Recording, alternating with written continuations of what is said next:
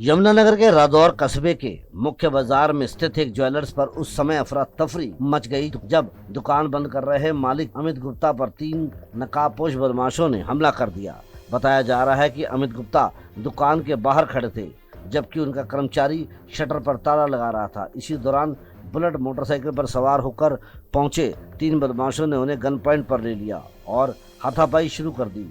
बदमाशों ने पिस्तौल के बल पर दुकान की चाबियां और लगभग 3 से 4 लाख रुपए की नकदी से भरा बैग छीन लिया। जब अमित गुप्ता ने विरोध किया तो आरोपियों ने उसके सिर पर पिस्तौल की बट से हमला कर दिया जिससे वह गंभीर रूप से घायल हो गए। वारदात को अंजाम देने के बाद तीनों आरोपी मौके से फरार हो गए। घायल ज्वेलर्स को तुरंत अस्पताल पहुंचाया गया जहां उनका उपचार जारी है। मैं दुकान बढ़ाकर बाहर दरवाजे के बाहर ही खड़ा था तो 3 बाइक पर आए। उन्होंने मुझे गन पॉइंट पर लेकर मेरे से लूटपाट करी।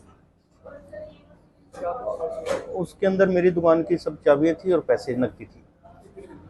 नकदी लगभग 3 से 4 लाख रुपए नकदी थी उसके अंदर। वो सब ले गए, भागे। मेरे सिर में उन्होंने पता नहीं पिस्टल से फायर किया या उन्हें बट मारा मेरे सिर पर और उसके बाद मुझे कुछ नहीं पता। दुकान बंद कर कारीगर दूसरे शटर को ताला लगा रहा था।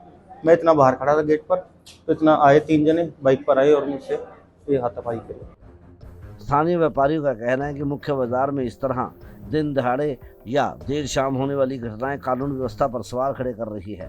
व्यापारियों ने पुलिस से बाजार क्षेत्र में गश्त बढ़ाने और आरोपियों की जल्द गिरफ्तारी की मांग की है।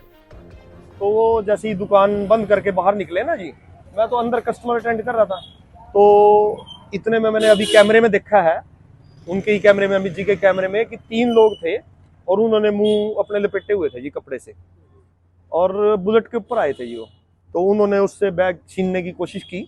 जब उन्होंने थोड़ा सा नानुकर की तो उन्होंने गन दिखाई, पिस्टल दिखाई और फिर उन्होंने पिस्टल दिखाने के बाद जो है उनके माथे पे यहाँ पे पिस्टल से ही वार किया। हाँ जी, पिस्टल के बट मारा जिससे कि वो लगातार खून निकलने लग गया उनका। फिर वो बैग छीन के ले गए जिसमें कि मतलब जो भी उनका सामान था, कैश था, नकदी थी या चाबियां वगैरह जो भी थी वो ले गए।